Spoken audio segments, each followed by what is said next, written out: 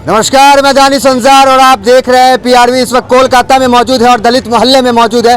यहाँ जो दलित समाज के तमाम लोग हैं उनसे बातचीत करेंगे कि आखिर बंगाल विधानसभा चुनाव जिसकी पहले चरण की वोटिंग जो है समाप्त हो गई, किसका पल्ला भारी रहा। तरीके से 80% मतदान हुआ।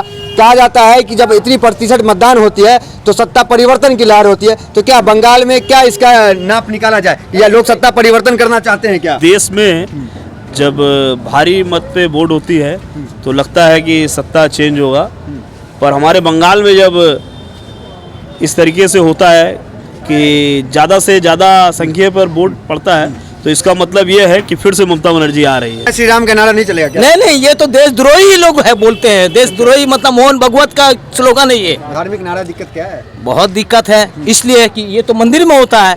आप नमाज पढ़िएगा तो मस्जिद में होता है, रास्ते में नहीं होता है। धर्म का नाम में ऐसा राजनीति नहीं होता है। मोदी जी पे भरोसा नहीं रहा क्या? नहीं, वो झूठे पर कुछ भरोसा नहीं है। मैनिफेस्टो में जो इतने वादे किए कि हर घर से एक युवाओं को सरकारी नौकरी देंगे, सोनार बंगला 11,000 करोड़ का फंड, तमाम चीजें, महिला को 30% आरक्षण, याद नहीं रहा आपको वोटिंग के समय? 2014 में 2014 में जब मोदी जी आए थे ना तो बोले थे साल में 1 करोड़ नौकरी। पूरा देश को बोला था कि साल में 1 करोड़ नौकरी मिलेगा, एक इनको भी नौकरी मिलेगा। और रहा बात है नौकरी देना तो आप पहले यूपी में दीजिए ना, गुजरात में दीजिए ना, मध्य प्रदेश में दीजिए, जहाँ पर वो पूर्ण बहुमत पे डबल इंजन की सरकार है। तो आपको क्या लगता है? ममता बंगाल का शेर नहीं, ममता। मोदी नहीं रहेगा। मोदी नहीं वो रहेगा। तो बोलता है ना कि मैं कसम खाता हूँ देश मिटने नहीं दूंगा। वो तो बैंक भी बेच रहा है, LIC भी बेच रहा है, रेलवे बेच रहा है, एयरपोर्ट भी बिक्री कर रहा है। नोटबंदी में अपना माँ को लाइन पर खड़ा कर दिया, तो कहाँ से सोनार बंगला बनाएगा? अगर जो इस युग में राम भगवान होते तो सबसे पहले अगर जो किसी को सजा देते तो नरेंद्र मोदी और अमित शाह को। क्यों? उनको लेकर के इतना खिलवाड़ कर रहे हैं, धर्म को लेकर के इतना खिलवाड़ कि हिंदू परेशान हो गए हैं। हिंदू परेशान हो गए, राम भगवान के नाम पर वोट मांग रहे हैं। अरे अगर जो आपने काम किया है तो काम के नाम पर वोट मांगिए ना। आप जो बोले कि मोदी जी पर भरोसा क्यों नहीं है, एक्चुअली हम लोग को सोनार बांग्ला नहीं चाहिए, हम लोग को शांति बांग्ला चाहिए। आज एक आम जनता अगर बैंक से लोन लेता है ना तो अगर वो EMI नहीं भर पाया तो उसके ऊपर दुनिया भर का कानून लग जाता है। आपने लोन क्यों नहीं भरा, ये नहीं होगा।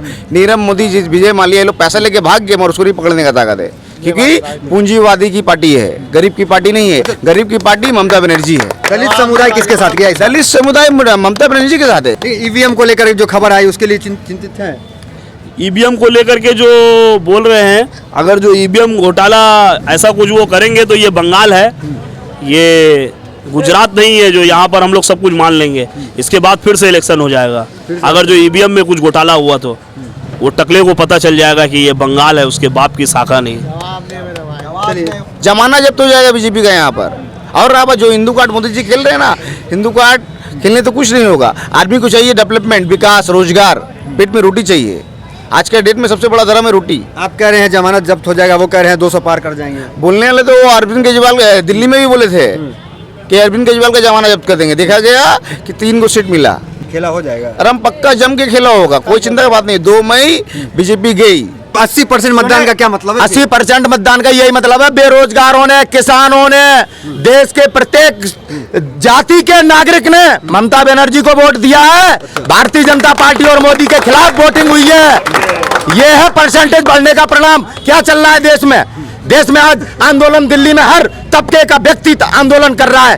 कोई कर रहा है न्यायपालिका के प्रति आंदोलन, वकील, बेरोजगारी के प्रति आंदोलन कर रहे हैं नौजवान, और अपनी जमीन को बचाने के लिए आंदोलन कर रहे हैं किसान, सरकारी कर्मचारी अपनी नौकरी और अपनी संस्था को बचाने के लिए आंदोलन कर रहे हैं। आज देश मोदी सरकार के खिलाफ चुनाव में वोटिंग कर रहा है। ये 80% उस बात की। और वो अमित शाह क्या कह रहा है कि 26 सीटें इसकी हैं। अरे ये झूठ फैला के राजनीति करने के वक्त चले गए। क्या कह रहा है अमित शाह हमारे देश में कि 26 सीटें जीतेगा, और क्या कह रहा है, एक वीडियो क्लिप और जारी किया है। ऐसा ही क्लिप जारी हुआ था पुलवामा पे हमले को लेकर, ऐसा ही क्लिप जारी हुआ था जो राहुल गांधी को पप्पू साबित किया गया। क्या ये राजनीति हमारे बंगाल में चल पाएगी? बता दूं, नहीं चल पाएगी, क्योंकि दीदी झूठ नहीं बोलती और PM झूठ बोलता है और इसकी पूरी पार्टी झूठ बोलती करते हैं भारतीय जनता पार्टी के लोग। सुनिए, ये जिससे लड़ नहीं पाते पहले उसे बदनाम करते हैं। बदनाम करके उसका समाज में माहौल खराब करते हैं, फिर हमारे ही हिंदू मारे जाते हैं और ये मुद्दा बनाते हैं, फिर हिंदुत्व की राजनीति करते हैं। 130 बंगाली हिंदुओं ने अपनी जान गंवाई है, इनके कार्यकर्ता बनके इनने उन्हें मारा और हिंदुत्व की राजनीति बंगाल में करने का जो षड्यंत्र किया है 2 मई को ममता के गुंडे ने इस तरह का काम किया, आप आरोप लगा रहे हैं उन पे। ममता के गुंडे किसने देखा? ममता के गुंडे तो शुभेंदु अधिकारी भी थे, आज अपने लोगों के साथ खड़े हैं।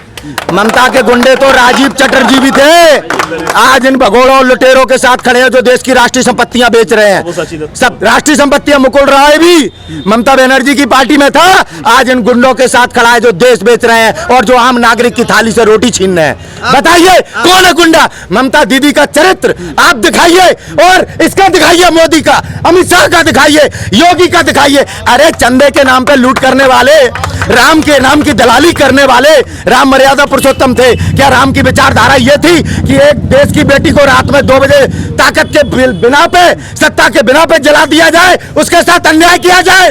राम ने तो अपनी प्रजा के न्याय के लिए अपनी पत्नी से अग्नि परीक्षा ली थी। वो है मेरे राम। इन गुंडों के राम, गुंडों का नाम लेते हैं ये गुंडे राम का और देश पे करते हैं अत्याचार। कभी 59 कार सेवक मारे जाते हैं गोधरा की सत्ता हत्याने के लिए, आज 130 कार्यकर्ता बंगाल की सत्ता पाने के लिए मारे गए हैं। बंगाल का हिंदू जवाब देगा, जो डर गया वो मर गया। आज देश भक्तों के बीच और देशद्रोहियों के बीच लड़ाई है। आज सुभाष चंद्र बोस और संघियों के बीच में लड़ाई है और ये लड़ाई कल भी गांधी जीता था, आज भी गांधी की विचारधारा जीतेगी। किसी के बाप में दम नहीं जो सत्य को पराजित कर सके। हमारे साथ हमारे बाबा, हमारे भीमराव अंबेडकर का संविधान हमारी ढाल है। इन गद्दारों को इनकी औकात बता देंगे। एक हिंदू हितैषी पार्टी मानी जाती है, कौन सी? क्या हिंदू बलात्कारी होते हैं, गुंडे होते हैं, देश बेचते हैं? अरे हमारा सम्मान था लाल किला, हम राजपूतों का, हमारे पृथ्वीराज चौहान का था लाल किला।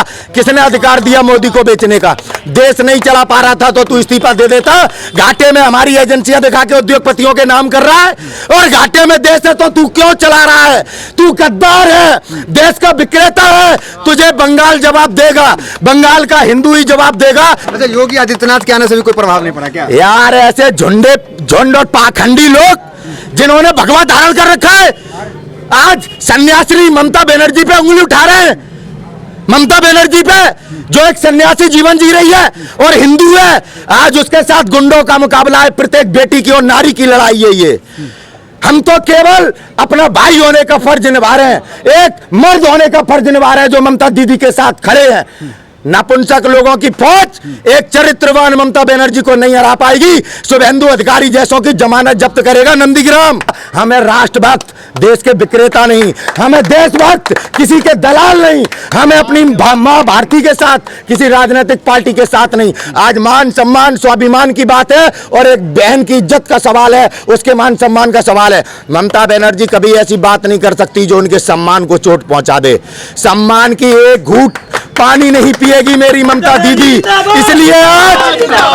इसलिए आज पूरा देश अपनी बहन के साथ खड़ा। इन गद्दारों को तो मुंह छुपाने की जगह नहीं मिलेगी। भारतीय जनता पार्टी के नेताओं के कपड़े उतारे जा रहे हैं, नंगा करके सड़क पर दौड़ाया जा रहा है। दुर्भाग्य इस देश का कि ये मीडिया जिसने अपना जमीर बेच दिया और जमीर बेचकर हमको राष्ट्रवाद सिखाने आए हैं, हमको सर्टिफिकेट देते हैं। चिंता मत करो, ऐसे कपड़े तुम्हारे भी उतरेंगे जैसे आज इन विधायकों के और बीजेपी वालों के उतर रहे हैं। मोदी जी को यहाँ पे तो कुछ काम ही नहीं है। वो यहाँ पे क्या करेंगे? आज 10 साल से यहाँ विकास का काम चल रहा है। आज आप देख लीजिए, घूम के देख लीजिए, आज शब बारात का दिन है यहाँ पे और कल सुबह होली खेली जाएगी। पूरा इलाके में यहाँ पे होलिका दहन हुआ है। किसी मुस्लिम भाई को परेशानी हुई है? एक भी परेशानी नहीं। सब हिंदू भाई आज से होली हम लोग खेलना स्टार्ट कर देंगे कल से। किसी सब मुस्लिम भाई को शब बारात का कोई परेशानी नहीं हुई है। ऐसे बारात मनाया जा रहा है। तो यहाँ पे हिंदू और मुसलमान सब भाई भाई है। कोरोना काल में बीजेपी का एक भी नेता यहाँ पर नहर नहीं आया। यहाँ पर गांगोपुर बंगाल में लगता हुआ नहर नहीं आया। आज यहाँ पर बड़े बड़े भाषण कर रहे हैं, वो है कुछ नहीं है। ममता बनर्जी पूर्ण मोहब्बत में गवर्नमेंट बनाएगी, कोई नहीं रोक सकता। मोदी जी कड़ी टक्कर दी है, कोई फर्क नहीं पड़ता। झूठ है, झूठ है। अगर टक्कर देना है तो आप दिल्ली में दीजिए ना अरविंद केजरीवाल को, वहाँ की नहीं टक्कर दे पा रहे हैं। आज एक तो महिला नेत्री को हराने के लिए पूरा भारत का बीजेपी का बड़ा बड़ा लीडर लोग आके यहाँ पर दीदी को परेशान कर रहा है, कुछ नहीं कर पाएगा। दीदी का एक ही काम है, दीदी डेवलपमेंट पर जीतेगी। तो दलित समाज किसके साथ गया है? ममता बनर्जी ममता बनर्जी के साथ। खेला हो गया। खेला होगा इस बार, क्या लगता है खेला हो जाएगा इस बार? एकदम खेला होगा। मोदी जी खेला बिगाड़ेंगे तो नहीं? अरे वो क्या खेला बिगाड़ेंगे, खेला तो हम लोग खेलेंगे। खेला आप लोग खेलिएगा, जैसे होली खेल लिया अभी। एकदम। तो तमाम दलित समाज के लोग से हमने यहाँ पे बातचीत की, सबने अपनी अपनी राय बड़ी बेबाकी से रही, किसका पलड़ा भारी है तमाम लोगों ने आपको बता ही दिया। तो फिलहाल इस वीडियो में इतना ही, मिलता है अगली वीडियोस में, बन रही हमारा साथ। धन्यवाद।